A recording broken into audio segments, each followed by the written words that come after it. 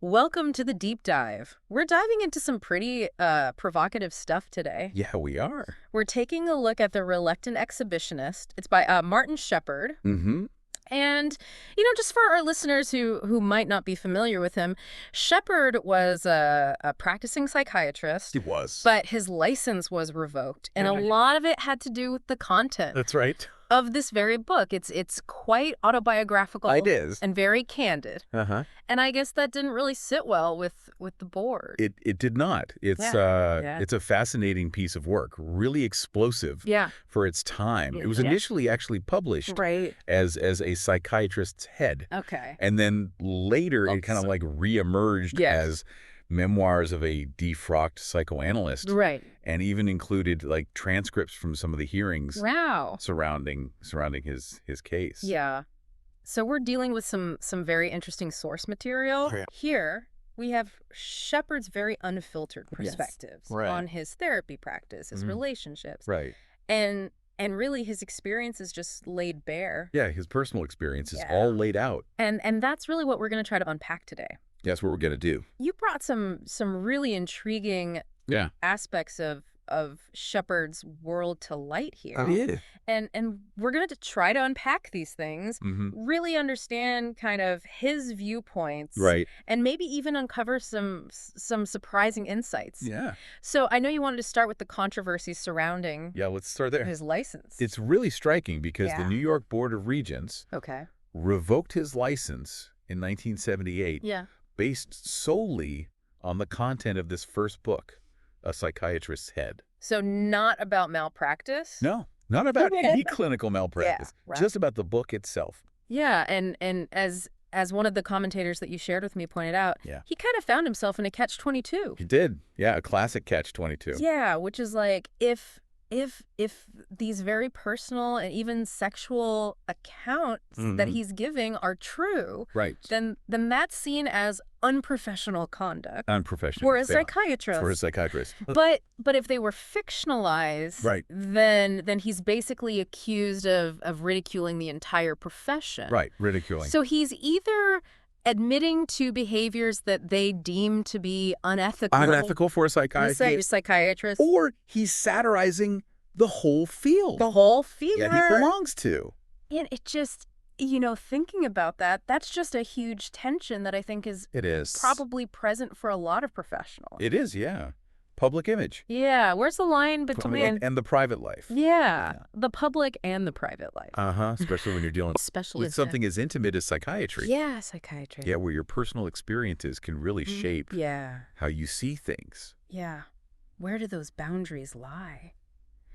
It's tough. It is tough. Yeah. It is. And this commentator, while acknowledging that he was taking a risk Yes. with these kinds of revelations, still felt that he Mm. had grounds to be aggrieved Did. by the outcome. Yeah, he felt aggrieved. And there was an appreciation for the book's energy Yeah. and its honesty. A rawness and the Yeah. honesty of it. Even if, it was perceived to be a little bit Right. rambling in style, Mm-hmm. A little rambling. and maybe using some dated cliches of the counterculture era. Yeah, the counterculture. And even the commentator mentioned Right. that there's potential value Yeah. in his encounter groups. In the encounter groups. And that's interesting. Yeah. But then there's this really ironic point There is. about how his personal life seemed to contradict Yeah. some of the theories Nice. that he espoused. Yeah. The idea of free marriage, Yeah. and then having this experience of being Being thrown. thrown by his wife's lover. Yeah. That's interesting. It's very interesting. And it highlights this disconnect Mm. between the intellectual idea Yeah. and the actual lived reality. Yeah. The commentator said he seemed blind to the limitations of it when it came to himself. Yeah. Yeah. He could see it intellectually, but couldn't feel it, couldn't Yeah. really connect with it. Right. And then even more ironically or interestingly, he could see that same dynamic at play Right, in exactly. his own father's marriage. His father's bad marriage, he could see that, Right.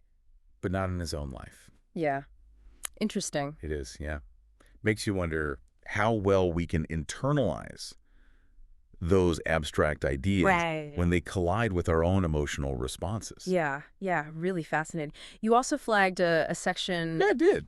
in the book called Summer on the Tantric Road. Yeah. And tantric, I mean, obviously, we often think about, kind of a connection between Spirituality and reality, sexuality. sexuality, Right, yeah. and this seems to delve into some very intimate It does. personal experience. It really offers this like fly on the wall perspective into his life. Into his life during that summer. During that summer. Yeah. You get a very personal snapshot Yeah. from Sunday, June 28th, Okay. where he describes his wife at the time, Ivor, experiencing these really intense sexual urges, but that weren't necessarily tied to intercourse. And the embarrassment that she felt. And that's a pretty personal detail to share with the world. It is. It really sets the stage. Yeah. It says for this raw openness that we see throughout these excerpts. Yeah. And then he talks about trying to convince her to take LSD. Right. And his rationale was That's interesting. that it would help align their perspectives and maybe deepen their connection and make their marriage more harmonious. Really speaks to... That's very much a sign of the time. It is, yeah. The time and the belief and the power of psychedelics for personal and relationship growth. And relationship growth, yeah. But her reluctance to do so stems from his own past freak out. It does, yeah. Which ironically involved a female guru that he became convinced was a witch. He did, yeah.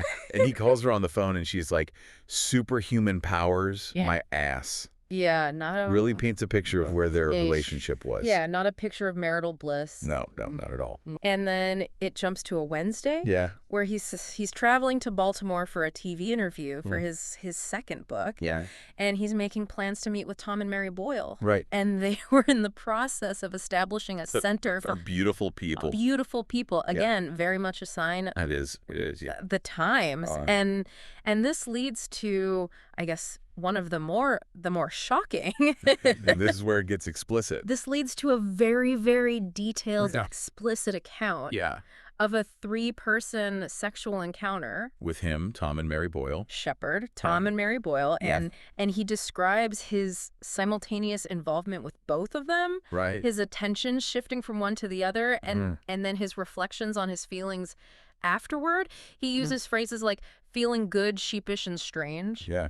Good, sheepish, and strange. And even makes this kind of unusual remark about his mouth losing its virginity. Virginity. Yeah. It's quite a, the sheer level of detail is striking. It's very striking. He doesn't shy away from describing the physical acts themselves. Yeah. But then he goes into these more... Yeah, then he goes into the more... abstract reflections on what these kinds of interactions might symbolize for him. Yeah, the meaning. What they mean. What's important to note here is he's trying to go beyond just the physical act. Right. He seems to be looking for a sense of harmony and union. Union, closeness. Yeah, a sense of closeness. And even the abolishing of jealousy and possessiveness. Right. And even facilitating a deeper understanding of himself and others.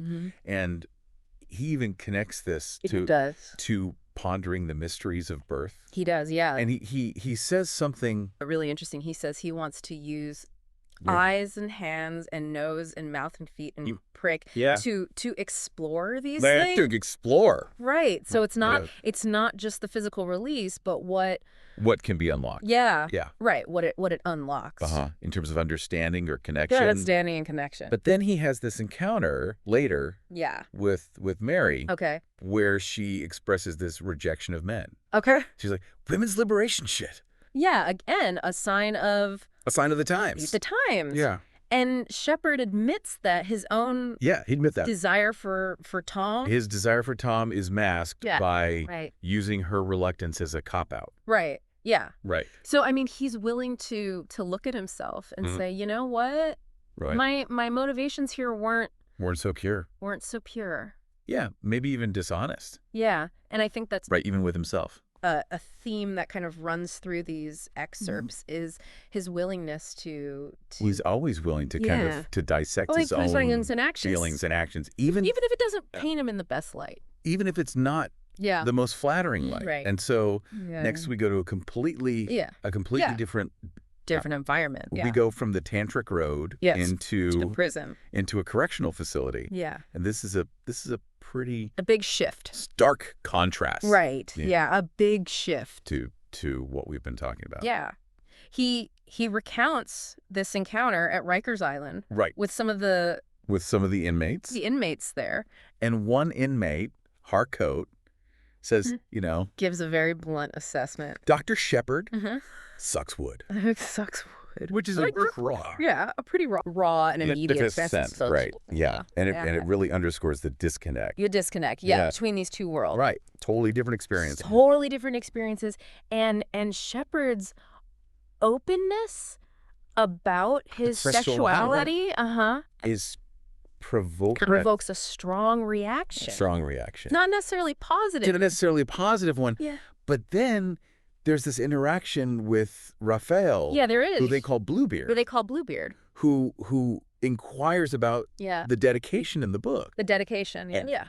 And kind of wonders about his own place. Yeah, his own place. Among those loved in pain. Right. And it's this really very human moment. It is, yeah. It's poignant. It is. Right. And it's surprising. It is surprising that in that kind of setting, Yeah. given the setting, that you would have this kind of human connection. Yeah. And what's really interesting is there's a noticeable shift in Bluebeard's demeanor. There is, right. Yeah. This guy's a mean heroin addict. Yeah. Previously given him a kind of backhanded compliment. Yeah, backhanded compliment. And now he's genuinely interested. In being acknowledged. Yeah. In being seen as someone who's had an impact on Shepard. Right. And I think that just speaks to the fundamental human need to connect. Regardless of your circumstance. Yeah, regardless of where you are. Where you are, right? And then we have Stan, who's kind of shocked, and just has these really blunt questions, about Ivor, yeah, and what her feelings were, her feelings about publicly sharing their sex life. Yeah, I mean he's bringing up this question of privacy. Yeah, privacy. Right. What should be private? And I think that's a pretty natural reaction. It is, right. Given our conventional ideas around what should and shouldn't be private. Yeah, he's voicing what I think a lot of people would be thinking. Right. What about Ivor? Yeah. And Shepard's counter arguments. He's saying, well, I'm showing respect. Yeah, I'm showing respect. By acknowledging that she's a damn good fuck. Yeah, I love that she's loved. And besides... that every man fucks his wife. Every man fucks his wife. Yeah. And it's like, again, it's very... Yeah, it really challenges. And it challenges conventional sensibilities. Right. Yeah. We don't. Right. You don't talk about those things. We just don't talk about that kind of stuff. You don't talk about... There's this paradox. That he observes Yeah. among the inmates. Right.